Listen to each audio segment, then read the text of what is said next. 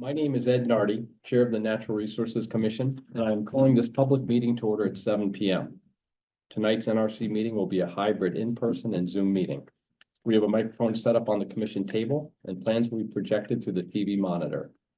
If you are presenting via Zoom, please turn on your audio and microphone when it is time for you to speak. Following the presentation by the petitioner and questions from the commission, members of the public will have the opportunity to ask questions and provide public comment. Please identify yourself with name and address for the record. You can also raise your hand from your phone by dialing *9 and use *6 to unmute. All video screens will be turned off with the exception of any commissioners attending virtually and the current petitioner. Once the commission has acted on an application, the petitioner is free to leave the meeting. In the event of any technical difficulties, all matters on the agenda that have not been heard will be automatically continued to the February 28th meeting. And please note that this meeting is being recorded. At this time, I would ask the commissioners to introduce themselves. Sarah? Sarah Grimwood. Gary? Gary Kleiman, Nick? he's muted, but. No, you're not muted. Giving him a minute. Nick Pappas. Thank you, Nick. All right. I think it's his. Let's see, the first item up this evening is a period of public comment, which is limited to 10 minutes with no more than 2 minutes being allocated to any one speaker. And any public comment is limited to items that are not on the agenda. So, is there any public comment this evening? I don't see any. None? All right. We'll move on to commissioner comments. Commissioners, do we have any comments? Yeah, I have one, Great. and I don't know if you can see my screen. I think the people on Zoom can. Yeah. It's a little washed out, but I wanted to just mention something about 2229 Main Street, because as the liaison to the NRC, I made a comment to folks at our 2229 Main Street committee meeting. And I realized, well, I'm speaking for myself here, not for the NRC. So I just want to make sure that the NRC is aware and is okay with what I said, because the discussion came up. There is a remedy that's being contemplated around the holding basin. So just to orient folks again, so that you remember, this is sort of roughly the site. The northern part of the site is along Route 62. Cuts down, there's sort of a ring road that goes around a large area that is, potentially could be developed if the town decides to acquire the site. That's where the former factory and buildings were. So it's sort of a blank footprint now. The blue area D, is likely to be used for drainage of the site. Right now, it is where the site drains, and it's all, sort of wetland and drainage area, so it's likely to remain necessary for drainage of whatever potential development, whether it's a private developer or the town developer. But then all of the areas C1 and C2 and the areas identified as trails, none of this has been decided. We're still fact finding and so forth, but in in all three of the potential development scenarios that the reuse work stream is looking at, we envision those areas, which include this, rare habitat, the sphagnum bog, to be retained potentially by the NRC under a conservation easement, right? Ownership. Yeah, ownership, whatever, by NRC and so forth. So none of that has really changed from what you guys have all seen before. One of the remediation solutions that they're looking at over the holding basin, remember the holding basin is an area that was highly contaminated. The remediation of all of the contamination involves, like an 80-foot deep slurry wall surrounding this area, solidifying in place some of the contamination that's too deep to extract, and then putting, like a 10-foot clay cap on top of it, and then, or a thick clay cap. I'm not, whether it's 6 feet or 10 feet, I don't know. But then on top of that, there was to be 10 feet of soil. At that point, it starts to be graded up above grade. It starts to be very high. And so one of the things they're looking at is maybe it would only be 2 or 3 feet of soil above the clay cap. No structures would be on top of B anyway. And so I had mentioned that's fine, nothing's gonna be on top of there anyway. Given its proximity to C1 and C2, I thought it might be a ideal place to plant a pollinator meadow, and for perhaps, depending on, liability and institutional controls, and I'm not sure we would want to own it, but it may also be part of the parcel that, we would own and care for. Maybe we don't want to own it, and so it would remain with the town, but a pollinator meadow might be something that could be supported in 2 to 3 feet of soil with an annual mow.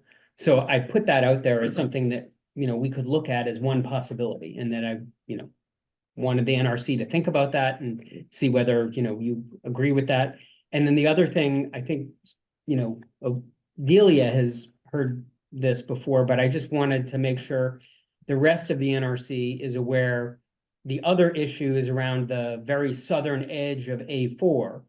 Rather than develop to the max A1, A2, A3, A4, I also indicated, and I assume you guys are on board with this, that given the proximity to town conservation land trails that run in these very narrow strips adjacent to A4, that we wouldn't mind having a little bit more of a buffer. Maybe that, this portion could also be included in part of the conservation easement. If, we have enough land, developable land in A1, A2, A3, and maybe half of A4, maybe we don't need to use all of A4 for development. So we're still thinking, we haven't even got to integration, but I just wanted to make sure that I'm not getting out in front of my skis and speaking for the NRC and saying, yeah, we want half of A4 and we want a pollinator meadow. So feel free to comment. I'm not sure where this conversation was, but with that A4 parcel, which I think has been discussed, to convey, so maybe you can just show on your screen. So from here, just From this area. Yeah. Sort of doing something like Yeah. that.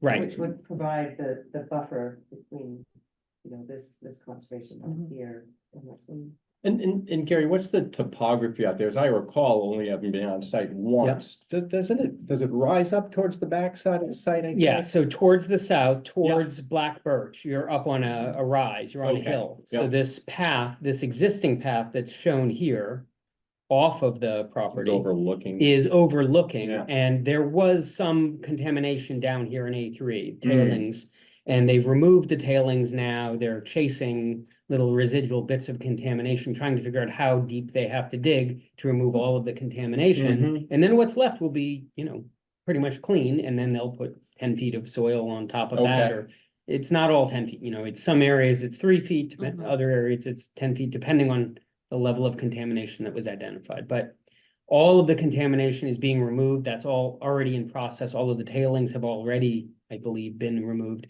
So by the time the site is handed over, it will all have been remediated to a residential standard and would be, available for either the town to acquire or a private developer to acquire and to be developed.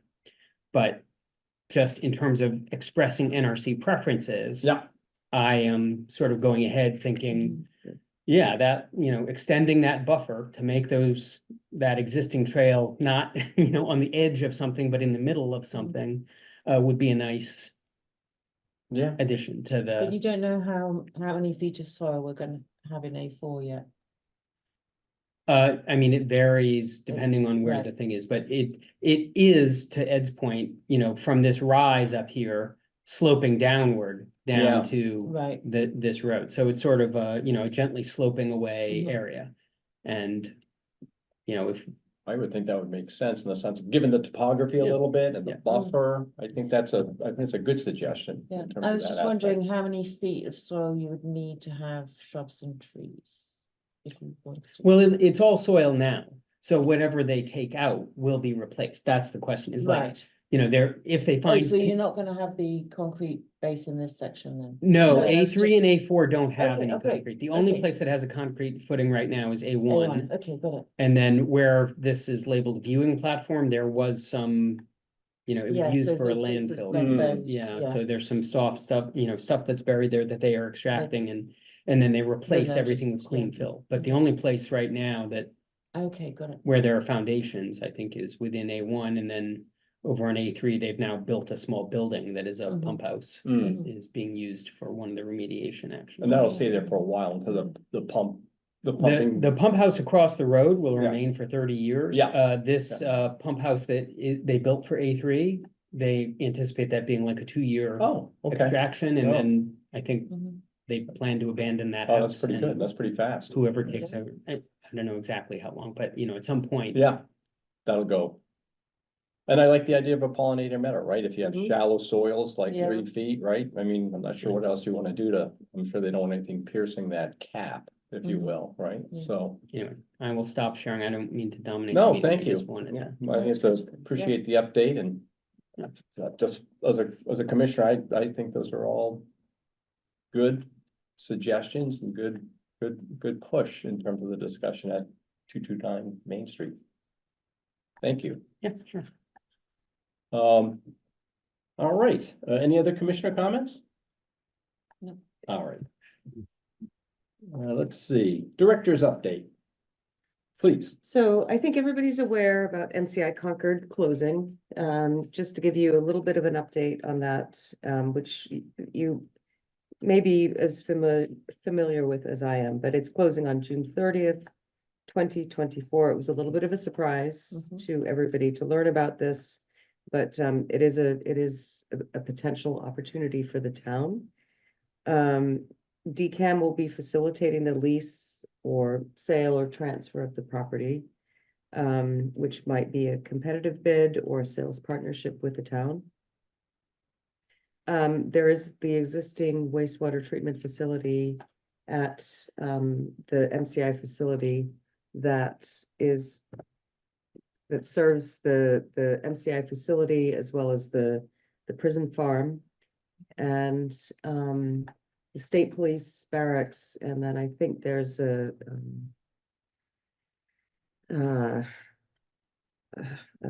there's some vehicular use adjacent to the state police barracks. I think there's like a DOT facility. So there are 3 uses that will continue to use that, but they are offering that as a potential transfer to the town, which Alan is on the call. I think he would agree. It's a huge potential Good deal for the benefit town. Yeah, to the great town. opportunity. So obviously, beginning of a very long, lengthy process. It is just that MCI facility property, so 50+ acres that is south of Route 2 and east of Commonwealth Ave. So Mhm. the DOC property that's west and north, the prison farm, that is not part of this conversation. The CHDC has paused their RFP process. Mm. They had put out the process or the bid to get housing offers on the former Junction Village parcel. That's on pause, on hold right now Okay. until they sort of see what happens with this. So I think there's going to be a lot of conversations Mhm. around this, probably a task force that's developed. Mhm. But given that there are so many, substantial opportunities for the town, I think it's a big it's going to be a, Yeah. Yes. broad and lengthy conversation. Somewhat related to that, so DOT has revived the discussions of the Route 2 corridor. You'll remember, 10 or 15 years ago, the Rotary was in discussion for improvements. That was, at that time, it was on the DOT's Transportation Improvement Program, the TIP, which means it is a project that is funded within a 20-year life cycle or lifespan, project cycle. It's not on the TIP. There's no project, so this is very conceptual, but they are bringing back the conversations around basically from Route 2 from Route 190 to Tracy's Corner in Lincoln. So we had an initial meeting with them to look at they talked very conceptually about the Rotary, but that was more of a long term, and then They talked about some shorter term fixes that they would do to improve the traffic flow on Route 2. There will be virtual meetings open to the public on February 13th and February 20th. So if anybody's interested in those, there was a news and notices that went out about that. They're virtual at 6 p.m. I can get you the Zoom link if you want to see what those discussions are about. Wetlands Protection Act, regulatory changes are underway right now. These are the climate resilience improvements that they're making to the Wetlands Protection Act. So the main changes that are draft right now are to stormwater, where they're really focusing on improving recharge, using better climate data. So they're going from sort of the old TR55 calculations to using the NOAA precipitation data. So there's a lot of changes to stormwater, which I think mostly are beneficial, but there's a lot that is going to, I think, have some implications to development in terms of cost for projects. And then the other big change that doesn't affect us is the coastal floodplain, that they've now implemented performance standards that they've been talking about for 20 years. So that's a good thing. So the plan is that those reg changes, comments are supposed to be in by March 1st, but I think they will be offering an extension. A lot of people have asked. I So- heard they did today. Oh, they did today. It's a rumor, but I heard. Okay. Okay, I heard they were going to The today, rumor so mill. yeah, There you go. It's in the rumor, to April 30th. great. Okay, well, that's 2 good. months. So that's a Like 20 60-day, groups have asked for it. right. And did you send us already a summary of the changes, or I think I got an email from, Yeah, so I think I I haven't read them, that's why I'm forwarded asking. the MACC. yeah, yeah. Yes, and so there's the red line changes that are in there, but I mean, some of the changes, I mean, there's a lot of significant changes. Like, Yeah. for example, the stormwater manual, which used to be a 2-volume and 250 pages. They have completely scrapped it and written a new 800-page 860 people. 850 page. manual. So, and they haven't highlighted like, this is This is new, the change. this is- No, Yeah. so, I mean, it's hard to do it as a red line, but Yeah. you know, they should go through and say, just highlight, this is new. Mhm. Because, you know, I mean, engineers will have a lot more We're a bit familiarity. overwhelmed. Yeah. Yeah. Yeah. Yeah, Sounds like it's it. a lot. Well, yeah. Understandably too. So Yeah. MACC, MSMCP and AMWS were all working together to provide joint comments on it. Maybe the comment, I mean, I was looking more for like a 5-page summary of Mm. like, Highlights. did Yeah. do and what's We- different now and, but maybe the comments will provide that. So I should be able to get you something along those lines in the next few weeks. Do you think state will come out with that at all or not? No. No, okay. No, and the other thing is that these changes, they are focused on climate resilience. There are a Yeah. lot of good changes. There's a lot of concerns that we have in how it will be practically implemented.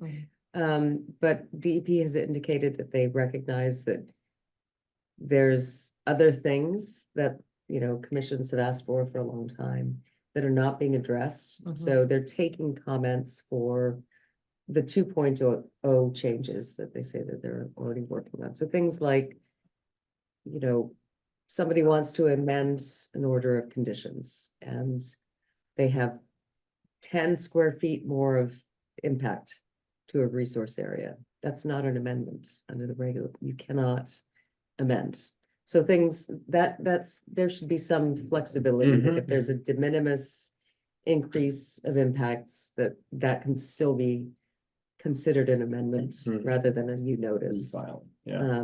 You know, how do you deal with invasives management, trail maintenance, things that we work with them or try to work with them and hit a lot of burdens. And hurdles. Hopefully that will be addressed in 2.0. Yeah. The Warner's Pond Task Force will be holding its first meeting tomorrow here, 5:30 PM. And also on Zoom. I sent you the agenda if you're interested. And we're very excited to get that kicked off. And then the last thing on my list is that I just want to apologize for the trails at Punkatassett. I think if anybody, walks out there with any frequency, I mean, we have had very high groundwater for months and months and months. It hasn't gone down. And the trail that is alongside Hutchins, where the spillway is, that is underwater, north of the spillway. And it's because of the high groundwater, but also because we have we have two beaver deceiver pipes. One is completely blocked, and so it's effectively useless. So 2 years ago, Beaver Solutions went in and put in the second one. But when they put that second one in, because of the way that they had to position it, the intake pipe is slightly higher than the original one, and it's never been able to bring the water level down enough when we have high water conditions. So it's usually been, the past 2 years, it's been a high spring, water event has flooded the trail, which is not ideal, but it's seasonal. It has just been, Constant. constant Yeah. and problematic. And so Beaver Solutions will come out in the spring. They'll take a look and put in reposition that one, or they're going to put in a new Are they gonna pipe. rebuild? A new what? They'll put in a third pipe. A third So pipe. I'm going to see if they can remove the first one and reset. But it's a big job to take those pipes out once they go in. So we just want to make sure that if they have to put in a third pipe, that it is set Right in into it. elevation. That's right. That's Okay. it for me. Thank you. Hey, quick question on the Warner's Pond Task Force, just the Zoom, is the Zoom address, or if you will, posted somewhere? Yes, so it is. Yeah, I've got it. I'm good. I didn't look close enough. Yeah. Thank you. Mhm. All right, thank you, Delia. Appreciate that. Let's see, we have continuances this evening for 4 applications. Gary, you wanna? yes.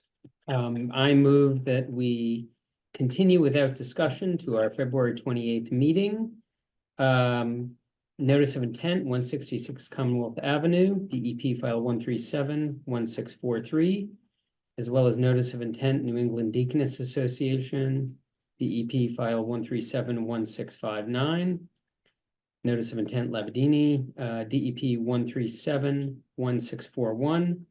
And notice of intent, Novo Riverside Commons, DEP file number 137-1660. Second, Thank you, Sarah, and we'll take the vote. Sarah, aye. Gary, Aye. Nick, I, and I am an I as well. All right, so now we'll get on to the other business, which is stormwater utility, a 2024 ATM article presentation by the Public Works Division. I don't know if Alan or So Saul. can we do it. have Alan and Steve Oh, on the okay. call, but Saul Ibarra, our stormwater engineer, I think is going to be making the presentation. Very good. Good evening. Hi, yes, I'm Solomon Ibarra. I'm the stormwater engineer for the town. And then with me is Steve Dukron and Alan Cathcart. And just I want to say thank you for hosting us tonight to talk about the stormwater enterprise.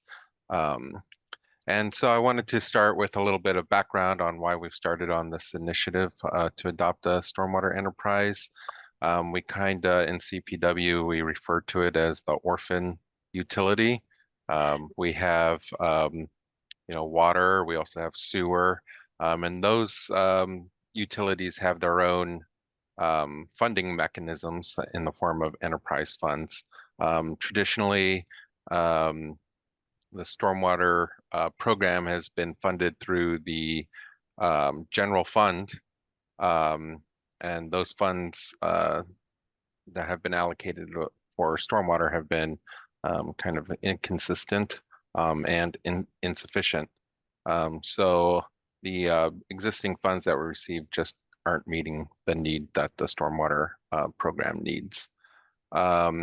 And so some of the drivers for this initiative are, localized flooding issues. We've seen a lot of that over the summer with the increased frequency of extreme storm events. We've saw several large events this past spring, summer, fall, winter. I mean, it's still going on currently. And coupled with aging infrastructure and failing infrastructure. And so we're trying to get to a point where we are, proactive with predictive maintenance on the infrastructure. And we also need to meet the MS4 permit compliance. The MS4 stands for Municipal Separate Storm Sewer System. And that kind of is a general permit that is nationwide in urbanized areas. So about 90% of Concord is regulated by the MS4 permit. And there's been 3 iterations of the permit since 2003. And it kind of started off with just education and housekeeping, like catch basin cleaning and street sweeping. And then it moved into more of inventory and water quality sampling. So it went from just kind of educational outreach to something that's more costly to implement. And now we're expecting a new iteration of the permit.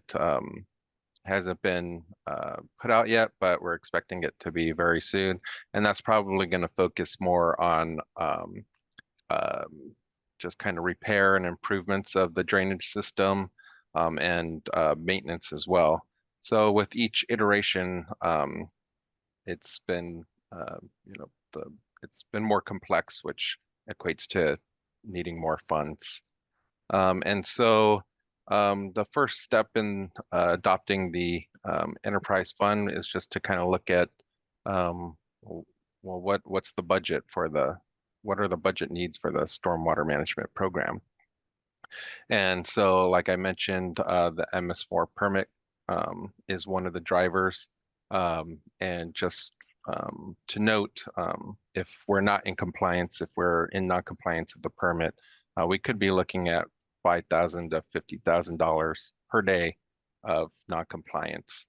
We're also, some of the other items for the budget are operations and maintenance. So we need to do enhanced catch basin cleaning and enhanced street sweeping. And we also need to inspect our drainage infrastructure, kind of get an assessment of what is the condition of our drainage system. We've already conducted a study on culvert and bridge needs that was conducted last year or finished up last year. And we're looking at about $12 million in recommendations to repair and maintain those facilities. And so we're also looking at drainage improvements and building in resiliency planning. And Delia touched on the new stormwater handbook that may be coming out soon. And so it is going to ask that we capture additional flows. So currently the 100-year event is about 6.5 inches of precipitation depth over a 24-hour period. That's kind of been outdated. That's what we've been designing to since 2011.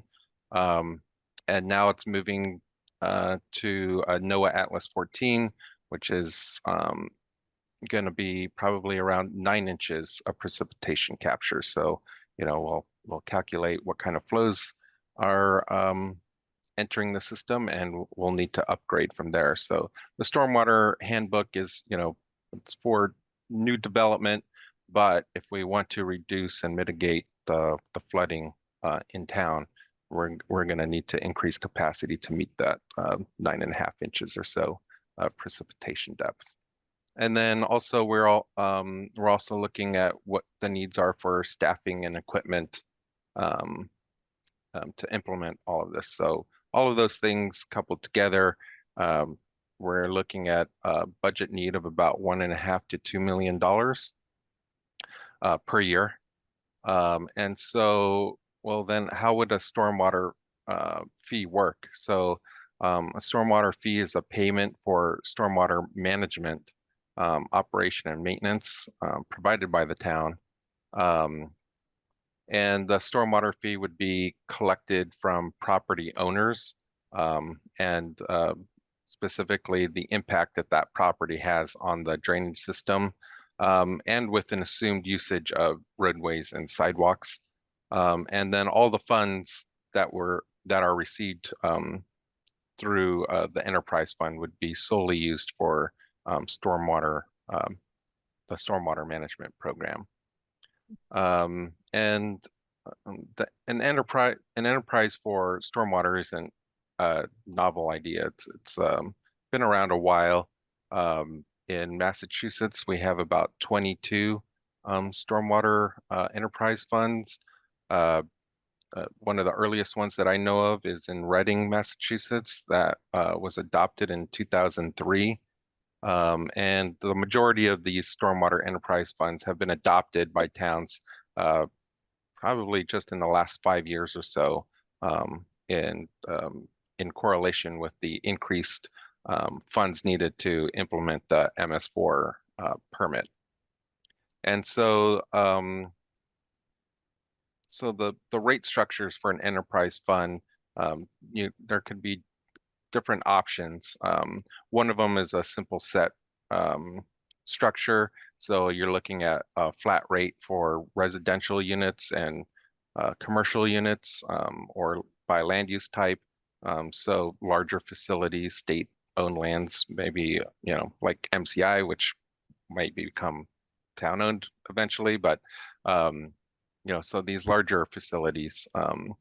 And then a more equitable way to implement a fee is through the impervious area-based method. And so you want to establish a common unit, and that common unit would be called a equivalent residential unit, or an ERU. And basically what that is you kind of take the average of all the single family residential units in town. You find out what the average impervious area is of those parcels, and then you base the fee on that ERU.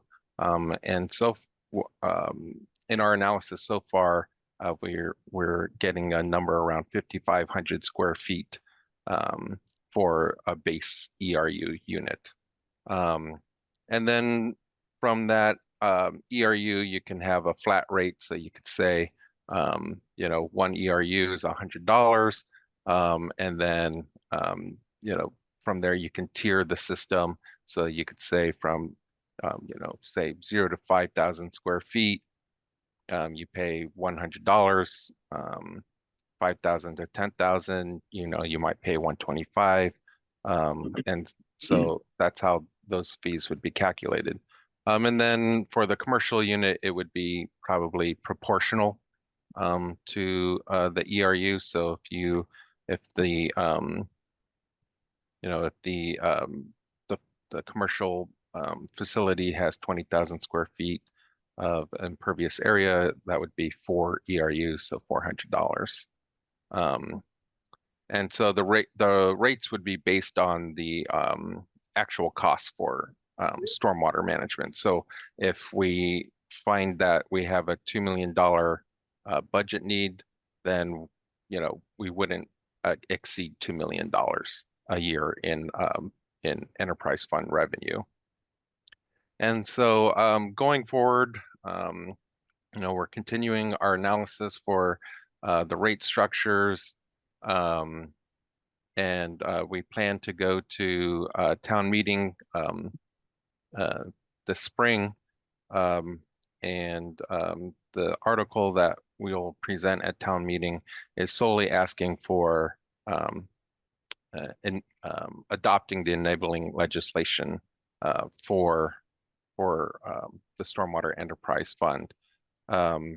We wouldn't be asking to actually put receipts in the fund. So that would come at a later town meeting where a budget would be presented and user fees would be presented. And so the article that we were looking to put forward this spring would also ask that the enterprise fund be managed by CPW, and the budget analysis and the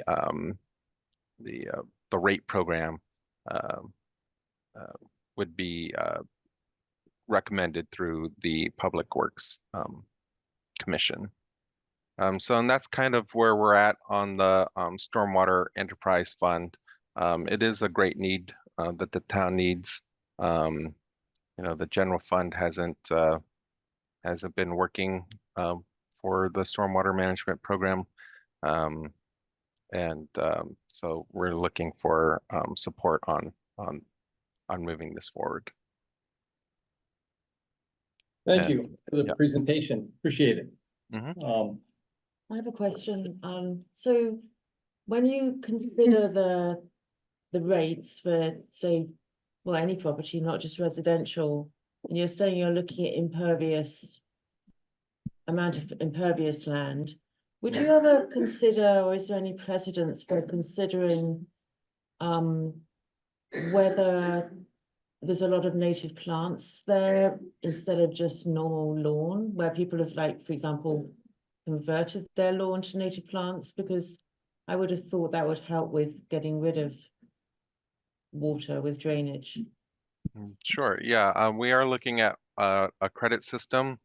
Uh-huh. That would also be something that the Public Works Commission would look at, and how to best implement a credit system. So, if a property owner decides to put some form of stormwater control measure on their Mm. property, they may be able to get some form of abatement or reduction in discount on their rate. So that probably would be more targeted at large facilities. It Mhm. might not have a cost benefit for just a resident, since the fee would probably be on the smaller side. So I'm not sure they would get their money back by Mhm. implementing such a thing. But if you want to put in a rain garden on your property because it looks nice, and you want to get a discount on your rate, that's definitely a possibility, something that we would be looking at. Great. And Saul, just a question for you, just to understand. The properties, everybody's impacted, and no properties would probably be at a $0 impact, because I think you said, again, the drainage system, the stormwater system serves the streets, the town streets, sidewalks, so everybody uses that as well. So there's always going to be some, I would assume, some charge to all owners in town to a degree, even if there's an abatement for rain gardens or, or on-site systems, if you will. Is that fair to say, or am I missing something? No, yeah, that would be correct. I think if there were, I don't want to speak to, get ahead of the horse here, but, I don't think that you would have a discount more than 50% of Yeah. your rate. Mhm. Yeah. Sure, okay, just curious, that's all. Mhm. And again, just for my edification, you mentioned the MS4 permit, and you noted that part of it is driving for separation of services, is that separation between maybe a combined storm sewer line or something? Are you speaking to something else? Oh, right. So Concord has a separate sewer system in place already. So we have um, a sanitary sewer system that is separated from the storm sewer system. So in other communities, flows are collected from sanitary lines and from stormwater, and they're conveyed in the same system. So this permit that that regulates Concord is just for separated storm sewer systems.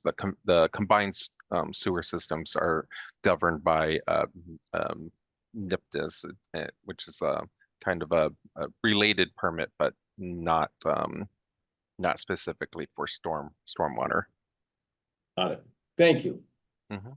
And are you looking to integrate the fee structure with other Concord utilities? I mean, we already have enterprise fund for lighting and for internet and for public water, and those are all on the same bill. So would you be looking to just add this as one more element of the Concord utility bill that we get every month? Yeah, I think the best way, well, so the fund, of course, would be its own separate fund, but the billing itself, yeah, I think for efficiency probably would be put on the water and sewer bill. And it would be managed by Public Works. Yes, yep, exactly.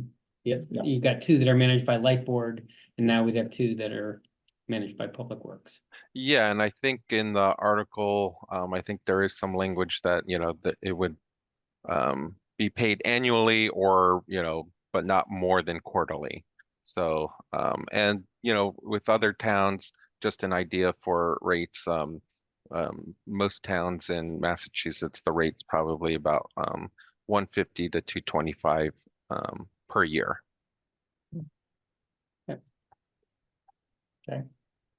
Just a minute. Nick, any questions from you? No, that's it. Thank you. Okay. All right. Yes, I have a few. a name and address for the record, Jeffrey please. Graham, 142 Littleton Road, Westford. I'm here for another matter. But I have a question, since this is a fee, would nonprofits be exempt at all like they are with taxes? So no, they would not be exempt. That is part of, how we view this as being more equitable because there are large facilities currently that are not paying into taxes. And so they're not helping to fund the stormwater management program. And so since it's a fee, they would not be exempt from paying the fee. So a large church with a big parking lot is gonna have a big fee. Yes. Is Might there a not be it maximum? might not be a big fee. We're not sure the numbers, but they would be charged a fee, yes. Is there a maximum? That's something we're still looking at and discussing. We haven't, gone through the numbers and, get into the details of how to reach the number that we're looking for the budget needs. For example, I'm in Westford. I said my address was in Westford. Westford has the fee. They give a 50% credit if you meet stormwater standards. If you have some attenuation and some quality controls. But still, golf courses with cart paths, I represent a golf course in Westford and two here in Concord.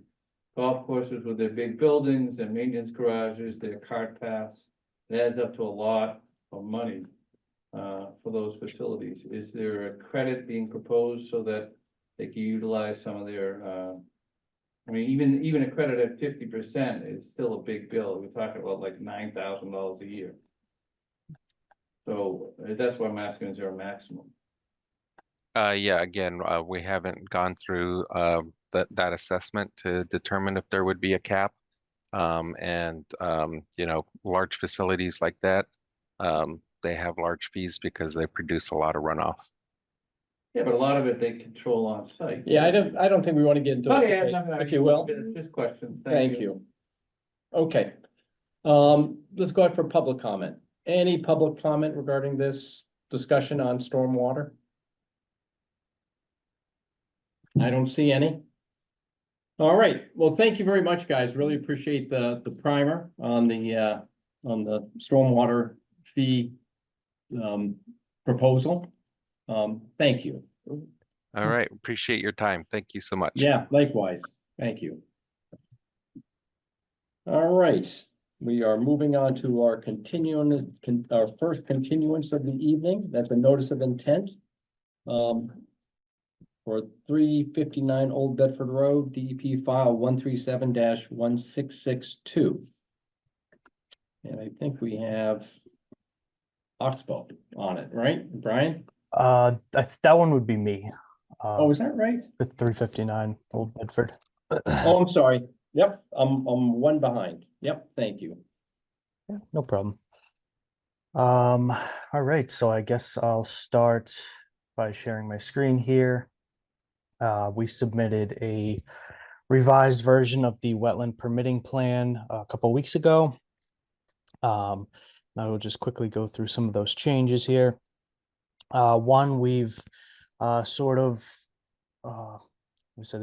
we've gone back through the mitigation area, and we've proposed a mitigation area that's consistent with the added impervious area to the site. I think before this number had been off by I believe it was about 75. So we've just made this more consistent with what we're showing in the notice of intent. So that'll be 15 plantings, all spread out 5 feet apart. I've also extended our siltation barrier to surround this portion of the site, as machinery may need to access the back of the lot by going around the building, as I'm showing with my mouse here. We've had our wetland scientists, BNC Associates, visit the site again to assess for a new flag between, it should be between 6 and 7. I'm not quite sure why I'm not seeing that right now, but wet flag 6 is here, wet flag 7 is here, and we've added a wet flag 6A that has been located by a field survey.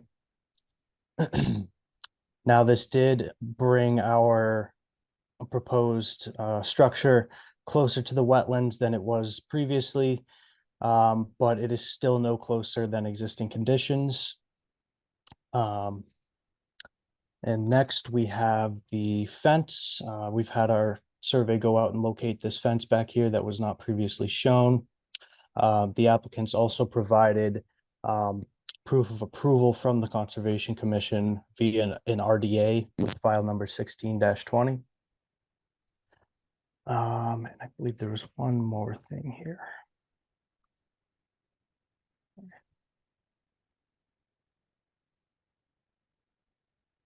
Let's see, I think that's it. I think, oh, and That's just the it. siltation barrier, and that'll do it. All right. I'll take any questions anyone has. Okay, thank you for the update and the overview. Looks like it's pretty straight away, Yeah. generally, but Gary, you Questions? good? Sarah? All good. Nick? Are you good? Unmute, Nick. No questions. Thank you. All right, thank you. So I don't think the commission has any questions. Any public comment regarding the application? Not seeing any? Yeah, you good? All right, so I think with that, we do have a order of conditions for 359. I think it's you. Let's see, we'll find it. I've got it here, if you want. I'll move that we close the hearing and issue an order of conditions for. You got it? I'm sorry, I have. Go ahead, Nick. Nick, you're Yeah, on you're the- on, Nick. If Keep you're ready, going. go, keep going. I move that we close the hearing and issue an order of conditions for 359 Old Bedford Road, DEP file number 1371662, with findings A and B, standard conditions 1 through 20, and special conditions 21 through 53. Second, Thank you, Sarah, and we'll take the vote. Sarah, aye. Gary, Aye. Nick, Aye. And I am an I as well. Excellent. Thank you very much. Good luck Thank with you the all very much. project. Yeah. Thank you. I appreciate it. Everyone have a You good night. bet. Yeah, likewise. All right, so moving on to new applications this evening. The first one is an request for determination of applicability, 9 Shirley Street, RDE file 23-14. And let's see, is Jay with us this evening? Hi, can you hear Hey, good me? evening. Hi there. Okay. Hi. So, Jay, if I could have you just your name and address for the record, please. sure. My name is Jay Copeland. I live at 9 Shirley Street. Thank you. So, what I am asking for is a request for determination in reference to some trees I would like removed. Should I share my screen and show the plan? Sure, if you'd like to, yeah. Let's see if I can do that here.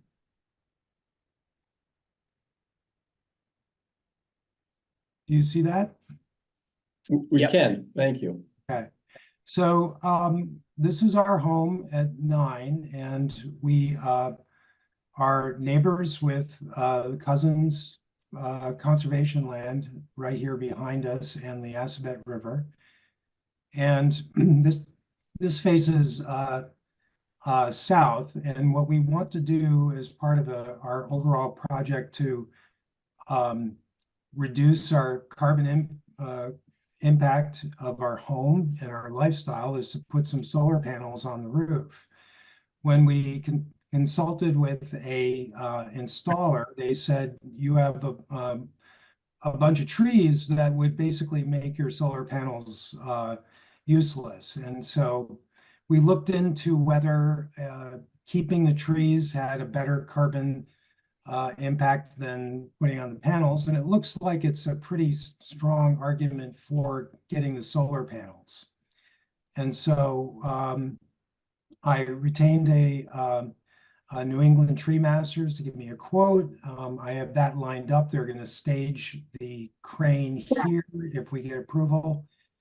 And in consultation with Delia and the NRC staff, we discussed doing some replacement plantings, and I've retained Parterre Ecological to come up with a plan for basically planting native plants, removing the many invasives that are on the property. You can see here we've got lots of Norway maples.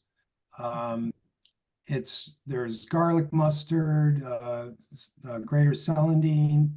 And what we'd like to do is just basically make this as rich and healthy an ecological area behind our home as possible with the added sunlight that we're going to get. And to also replace the trees with smaller trees, perhaps sweet gum, and some shrubs and so forth, like winterberry and so forth. And so that's what I'm here before you today to see if we can do this. Thanks, Jay. Appreciate the presentation.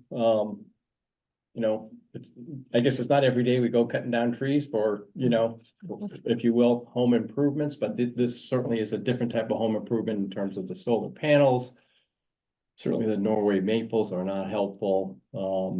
And I understand you're also willing to leave a couple of snags out there as you remove the trees. And as noted, you'll be replacing trees, albeit maybe a smaller typology of tree and shrubs, etc. So seems like it's a fairly balanced approach in terms of the benefits at the end of the day. So anyway, just a quick perspective on my end, but Sarah, Gary, Nick? Looks good. Thoughts? I agree, I'm supportive.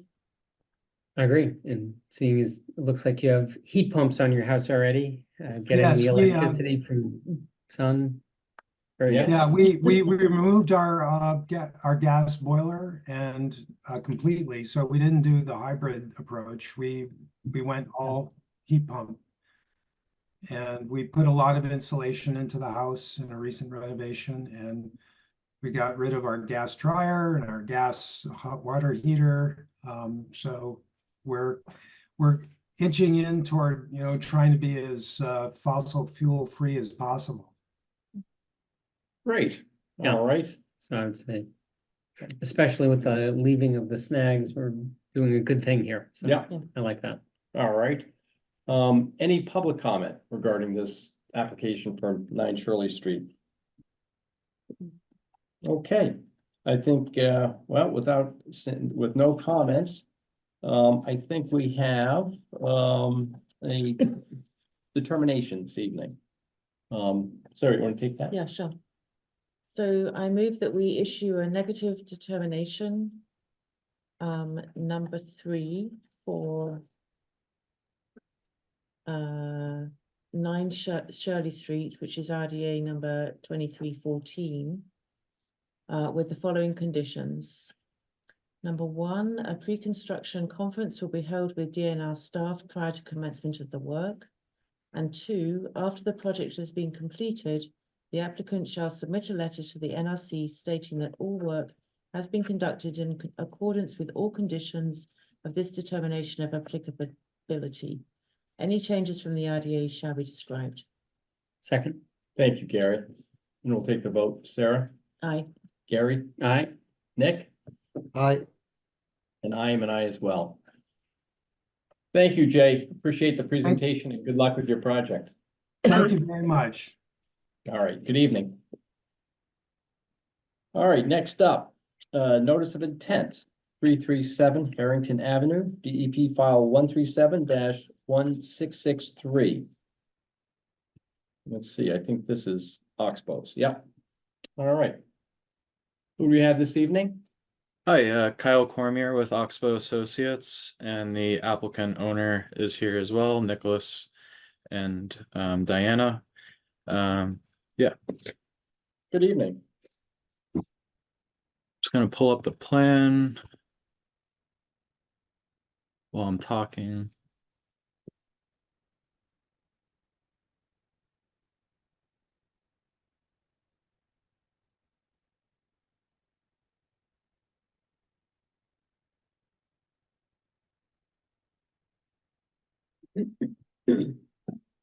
Just to give a brief overview of the site and the proposed work. So the site has a single family home and a landscape backyard, and it borders the Assabet River at the rear of the site. Resources on site are BVW, bank, riverfront, and floodplain. The proposed work is the removal of 8 trees in the backyard along the existing chain link fence line. These trees are 6 white pine and 2 red maple. These trees have been dropping limbs over the course of several years. They're posing a risk to the house and safety of people in the backyard. It's the driving reason of why they want these trees removed. They're also exhibiting insect damage on some of them. And they're likely to keep dropping limbs just based on the current height of the white pines. They tend to like to do that when they get that tall. We're also proposing to trim 2 white oaks along the bank in the rear here, just to promote better growth. And the trimmings will be left in place just to promote wildlife in that area. We're also proposing to remove, here's the plan, sorry, I was showing the wrong one. Here are the 2 white oaks, and then here are the white pines proposed to be removed, a red maple. We're also proposing to remove a dead elm tree that's still standing. It's about 10 feet tall, and also proposing to remove a stump that's about 4 feet tall. There's also railroad ties behind the white pines. Those are proposed to be removed, and that area be restored.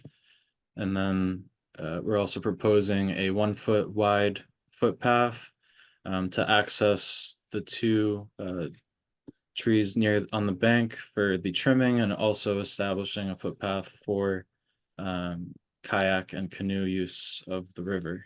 This path is outside the BVW, and will have minimal to no impacts, just pruning, no fill, as needed, pruning only. With that, we're also proposing invasive plant treatment area, approximately 9,000 square feet. There's sprouts of bittersweet, winged euominous, along with a few other invasive species. We'll use the cut and dab method or hand pulling as needed. We're also proposing plantings on site. So these plantings are American hornbeam and American witch hazel. They're going to be placed in the area where the white pines are proposed to be cut. Spaced approximately 5 to 10 feet on center, with 2-inch caliper hornbeam and 2 to 3 gallon pots for the witch hazels. With that, if there's any questions from the commission. Okay, thank you for that. Sarah, Gary, Nick? Comments? Okay. I guess there was one question about the location of the stump, and I guess there was a dead tree that are inside the no disturb zone, is that right? Yeah, the elm, I think it is. And so, I mean, I guess, are those still proposed to be removed, or should those remain in place if they're in the no disturb zone? I guess that's, a question that I have. I don't know, is the proposal to remove them? Yes, it is. Even though they're inside the no disturb zone? Correct. And And why, yeah, why? Why the stump, in particular, Why right? not- why That's not 3, just 4 leave feet it? high and it's good habitat. I mean, we're just gonna cut it and leave it in place just to, make the scenery a little more appealing. Is that's really the only reason why. You lose some of the habitat though, right? Mm. Cut the stump flush. Yeah.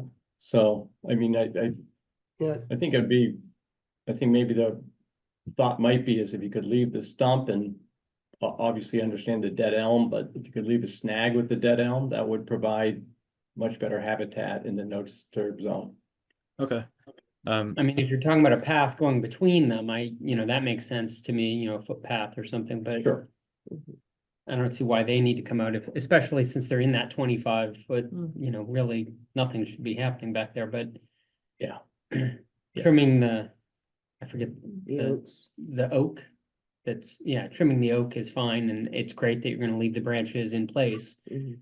It'd be good to leave the stump in place and the snag in place too, that's Yeah. all. Yep. The only thing, so it's not very clearly shown on the aerial. The elm is pretty much in this lawn area. Would an option be leaving snags off to the left, away from where the elm is currently located? Just because that is maintained as a landscaped yard. So the elm is in a yard-like area, even though it's in a no disturb zone? Yes. Okay. And you're suggesting to take an alternate tree or two and leave snags in lieu of the elm?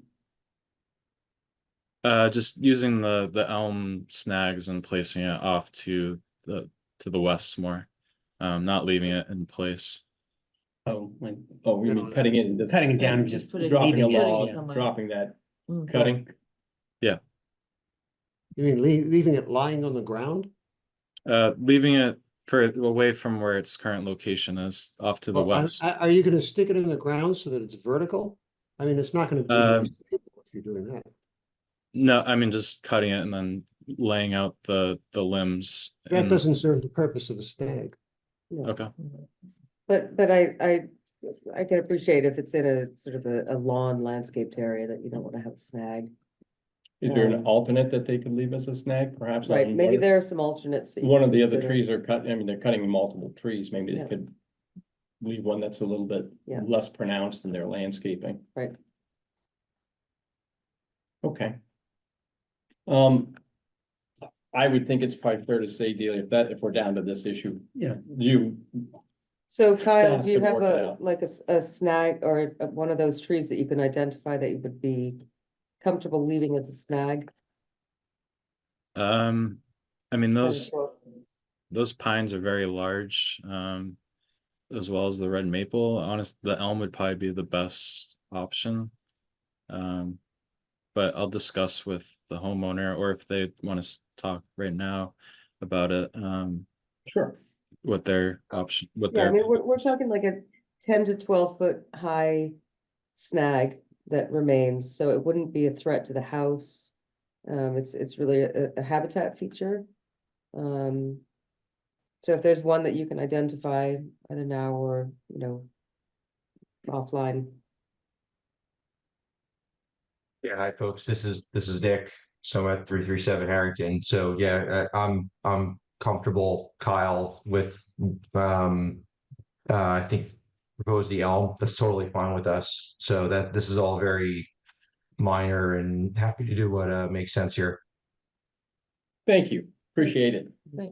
All right, so I think we're in fairly good shape. Okay. Any public comment regarding this application? I can't see Delia, and you good? Let me just shut this. I don't see anything. No. Okay, seeing no public comment. I do believe we have an order of conditions for 337. Yeah. I move that we close the hearing and issue an order of conditions for 337 Harrington Avenue, NOIDP file 1371663, with findings A, B, and C, standard conditions 1 through 20, and special conditions 21 through 56. Yes, Delia. I would just say 57, we'll add another condition to retain a snag. Okay, And the stump? Yeah. Okay, okay, so on special conditions 21 through 57. thank you, Sarah. Second. All right, and we will take the vote. Sarah, Aye. Gary, Aye. Nick, I, and I am an I as well. Thank you, both of you, and have a nice evening. Yeah, Good and luck with thanks the for project. accommodating the snags and Yeah, stumps in, great. in the 25-foot no disturb zone. Appreciate that. Thank you very much. Have a good evening. All right, I think we're on to the final new application this evening. That's an RDA for Concord Country Club, 246 Ornac, RDA file 24-1. Hello, I'm right here. Come on, grab a seat. I'm old Come on school, down. So, Well, since we're on Zoom, we have to do these. do you have it? I brought a, in Yeah, case you didn't have it. Oh, I got it.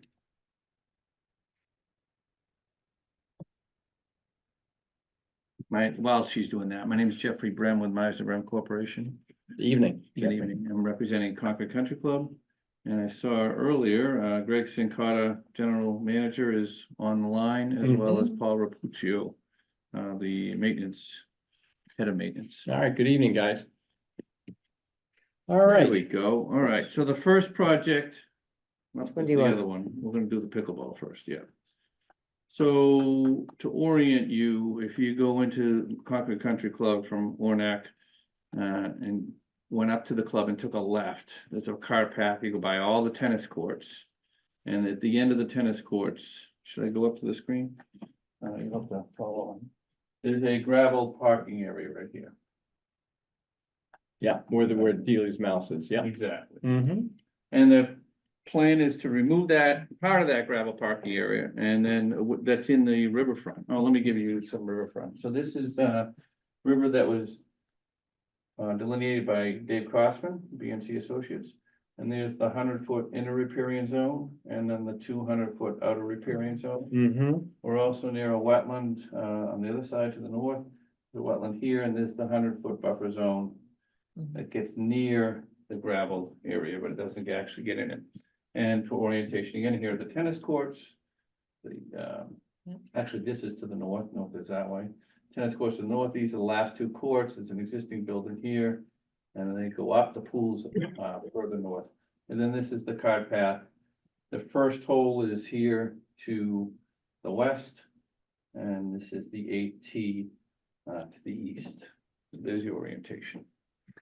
The plan is to build 3 pickleball courts in the gravel, part of the gravel area. And then take the other part of the gravel area out. So Okay. the pickleball courts will be outside your jurisdiction on purpose. And that leaves the gravelled area. What are we gonna do with it? We might as well remove it and turn it into part of the golf course. So that's all that it is. Yep. We thought we would do this with an RDA. Yep. We're currently in front of the, we're not going to the March meeting, but we're gonna go to the Board of Appeals for special permit changes and so forth that we have to do because it's residentially zoned and this is recreation. So we had to do that. And before we did that, we're here so that when we get there, hopefully we'll be done with this process. So the first part of this is just to request a determination. We have some erosion control shown here. And if you look at my letter, it talks about the statistics of where we get the exemption and so forth, but I think it's a pretty simple project. Yeah, would agree. And the second part, Is that gonna be enough pickleball courts? well, okay, For today. I don't know. At the moment. It could change. Yeah. Because pickleball is a very popular sport. these Sure days. is. So if it changes, I don't think we'll be back here. We may be somewhere Look at a else, whole but new- we'll keep, yeah, we'll yeah. keep out of your jurisdiction. The other project is while we're here, Peter would like to cut down some trees and he didn't want, if you've known in the past, sometimes they went into your jurisdiction by accident, so Yeah. to speak. And No he football. wants to be a little bit more proactive this time, so we had Dave Crossman locate the edge of the wetlands on what this is called pond 4, and there's another pond over here, and then we went out there, not only did we locate those, we went back a second time after we located it, and then staked the 100-foot line. Remember, we're up a hill, so it's not so easy to hold line. Sure. So we went out there, brought it to the office, did the mathematics, went back out there and staked the actual line so you could see it clearly. And he wants to cut the trees that are not in your jurisdiction, but we would like you to go out and verify the line, verify the stakes, make sure that it, Delia or Bert to go out there, make sure everything's copacetic. So when he does it, you don't get a phone call and There find you out go. what's he doing out there. Yeah. So Yeah, we appreciate that. that's Thank that you. job. Yep. So it's pretty simple. I would agree that it looks pretty straight away and simple. Gary, Sarah, Nick, Definitely. we have all the same mind. All right. I think so. Any public comment regarding this application? All right, I think seeing none, I think we have a determination. You want to take that, Gary? I just have it, but you mean the new one? Yeah. Right, so I move that we issue a negative determination number 3 for Concord Country Club at 246 Ornac, RDA number 24-1. With the following conditions. 1, pre-construction conference will be held with DNR staff prior to commencement of work. 2, after the project's been completed, applicant shall submit a letter to the NRC stating that all the work's been conducted in accordance with all the conditions of this determination of applicability, and any changes from the RDA should be described. Second, Thank you, Sarah. And we'll take the vote. Sarah, aye. Gary, Aye. Nick, Aye. and I'm an I as well. Thank you. Jeffrey, thanks very much. Nice to meet you all. Yeah. Yeah. Appreciate the. You're not Delia, Thank you're not Karen, and we know each other. Thank you. Good night. Good night, guys. Good night. All right, I think the next issue is a close and issue decision for 39 Muscataquid Road. I've You've got got that one? 39. Thank you. So if we're ready, then I move that we close an issue, a order of conditions for DEP file number 137-1661. It's 39 Muscataquid. With findings A through C, standard conditions 1 through 20, and special conditions 21 through 56. A second. Thank you, Sarah. And the vote, Sarah? Aye. Gary? Aye. Nick? I, And I'm an aye as well. All right. So we're through the bulk of the agenda. Last issue, other business, is draft mitigation policy. Yep. Delia? So we've had mitigation guidelines for a long time, but Bert and I were talking about this a few months ago, and I feel like we're constantly telling applicants, well, this is, it's 1-to-1 mitigation in the 100-foot buffer zone, and it's 10-to-1. We want spacing at 10 foot on center for trees and 5 foot on center for shrubs. So Bert has taken a stab at developing, I think, a really good, robust set of guidelines that we would like your blessing on, so that we can put this on the website, we can hand it out to applicants, and so it's very clear to everybody that these are the mitigation guidelines that, apply to projects in the town of Concord, so Yep. that Mhm. everybody is on the same page and there's not a lot of, this feels like this might Right. reduce a little Yeah. bit of the back and forth. Yeah. So Bert, maybe you want to just briefly touch on what's in the policy. Yeah, so like you were saying, I think it could help consultants and then help applicants too, where they're not having to go back to somebody and spend more money on an application, which everyone always appreciates. So I mean, I won't go through it line by line, but we had the invasive species removal because that's a typical one we see a lot. I tried to capture in those bullet points there what we'd be looking for in an ideal invasive species removal plan. But if I missed anything, obviously we'd want to know about that. And then the planting, I think is probably the biggest one on this, because I think the most frequent thing that we see sending comments back to people is that they don't have that calculation of plantings to what we're expecting. And then also in that, the little blurb at the top of that, just to kind of try to encourage people to bring sort of a more robust planting plan than, saying we're going to throw in 10 blueberry bushes and call it good. It's always nice to see some more diversity in that, different layers, and what to include on that. And then the last bit, the pheno markers. One thing we looked at was adding monument blocks to that, just for practicality, going out into the field, especially for certificate of compliance, and trying to find pheno markers that have been there for, maybe 8-10 years, whatever it is. In some cases, they're hard to find. So those monument blocks would help us out a lot. And then with that, we'll have a plan detail for those pheno markers to include. Actually, Saul, who was on earlier talking about the stormwater utility, is putting that together for us in the format that CPW uses for all their construction details, similar to what we did with the tree protection detail. So he hasn't got that back to us yet, but he will be in the near future, so we can add that right into the guidelines just for clarity. But I think that sums it up. just, Bert, a question. What's a monument block? It's That isn't it's like like one of those. So Go the ahead. pheno markers, they're driven into the ground and they have the circular stamp on the top. In the monument blocks, it's like a polymer block, I guess, that stamped top piece fits inside of. So the stake, there's a hole in the middle of it, the stake goes through it, and then the stamp piece is at the top. So it's really just a visibility thing. It makes them a lot easier to see, but they're still low to the ground. I could look at the detail, but I think it's something like 8 inches off the ground, which isn't much, but makes a huge difference when you're bushwhacking through somewhere trying to find them. Okay. Thanks, Bert. Yeah, it certainly looks like a good overall policy, very clearly laid out. I just had a couple of quick comments on it. Under the invasive species removal, I know we often either insist on or strongly suggest, depending on the mitigation involved on the invasives, to use a qualified, either wetland scientist or someone that's licensed in that. I'm not sure if you wouldn't want to add that, just so everybody gets off on the right foot in terms of expectation, in terms of, because I know we often say that, right? You're not just gonna go out there and spray the stuff, right? In terms of just more specific concern that it's handled correctly in the wetlands.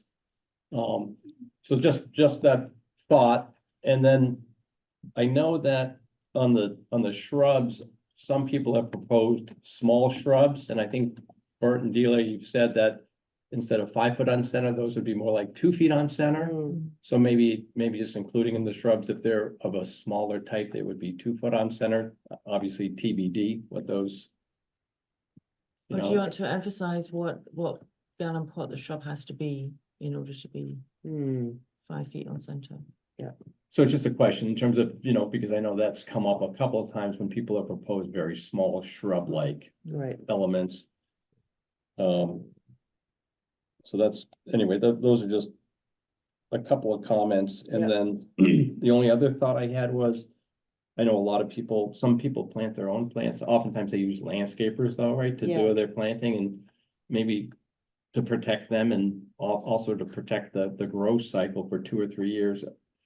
If they provide, what are the warranties, that are being offered? Does that makes it easier on the homeowner, makes them more aware of typically there are warranties when landscaper plant. And it makes it easier maybe to, replace and follow up on those plants that fail over that first year anyway, that the warranty should cover. Anyway, just Good, some thoughts. great. One additional thought around the invasives is whether we should just spell out that the material should be removed from the site.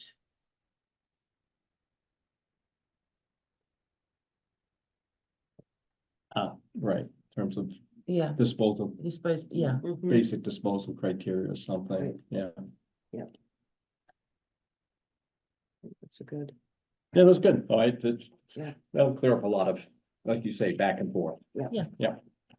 Can I ask a question? It's not necessarily a change, but how do invasive species removal fit into mitigation plans? Like if you have 1-to-1 mitigation, can you say I'm doing, 10 feet of invasives removal, or do you have to do 10 feet of mitigation through plantings? You can do either Right, or, well, so if you did invasives removal, yeah, the expectation would be that then that area is gets replanted. replanted. And it does say that here, doesn't it? Yeah. Maybe, yeah, you should say that in here. It It should be in there. Yeah. Well, It's but so, bottom I right mean, corner. and is it also equally valid to say that, you can't do plantings unless you've done, it works one way but not the other? Right, so. If you had an area of lawn, Yeah, you could just replant that so that it is naturalized. And you wouldn't have to worry about the invasive removal, but if you have invasive removal, you can't just remove the invasives and be yeah, you done. have to They're coming back. replant. Right, Yeah. Yeah. Okay. Delia, you probably, or Bert, you probably don't want to get into this sort of detail in here, but there are some invasives that are really difficult to remove, like Japanese knotweed and, and you don't want that in here, right? About different plans for different ways of handling the more difficult ones, or I don't think you should. The only Bringing it place I up could is- kind of see that fitting was where it says no foliar spray. So like if Yeah. there's a huge stand of knotweed, a foliar spray might be the only way to get rid of it. Yeah, I guess what I was getting to, I But think, that's is kind of you're an gonna have. exceptional circumstance rather than something that we'd expect to run into on a regular basis. I'd hope so, at least. Yeah, let me say it the other way around. You're gonna have to go back and forth when people are dealing with stuff like knotweed, right? We can't write Yeah, something. most likely. Yeah. Or I think the hope is that if someone's filing an application where they know they're gonna be trying to get rid of a big patch of knotweed that they need to spray, that they would look at this and reach out to us ahead of time to have a discussion about it. That's the hope. Whether that always happens or not, who knows, but. Okay, No, I think it looks great. great. All right, let me. So why don't we clean it up, get that pheno marker Okay. detail? There's a few people, I'll just ask if there's any public comment on the Yep. mitigation policy. Just in case anybody wants to put their oar in the water. All right, not seeing any. All right, and Delia, please, go ahead. I didn't mean to I was just interrupt gonna you. say, let us, address these comments and, bring something back that includes these, revisions and the pheno marker detail. Great. So that you can give a final blessing. All right, And the idea we would move to adopt it as a policy or would it remain a guideline? I mean, I don't know if there's. Probably a different policy, actually. yeah, We can, policy sounds good. yeah, I think that's Yeah. probably more consistent, I think that's what we have for our 50-foot, right? Yeah. That's a policy, so I would Yeah. make this, a policy. same. Great. So the idea would be then we would enforce it. Right. All right, well, seeing no further agenda items and no further comments, we are adjourned. Thank you.